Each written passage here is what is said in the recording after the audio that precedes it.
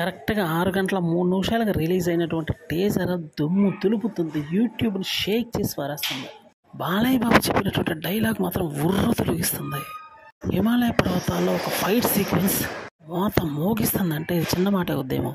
Just ఒక్క అర నిమిషం టీజర్‌లోనే ఇంత అద్భుతంగా ఉందంటే ఇక 2:30 గంట ఏ విధంగా ఉంటుందో చూడాలి మరి. గూస్ బంప్స్ తెప్పించే దమ్ము దులిపే స్థాయిలో ఉందని చెప్పాలి.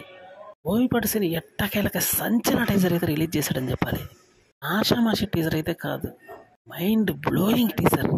టీజర్ మాత్రం సెన్సేషన్ సృష్టిస్తుందని చెప్పాలి. అందులో డౌటే లేదు. రేపటికల్లా ఈ టీజర్ 20 మిలియన్ సవాలేలుగా రాబడుతుంది.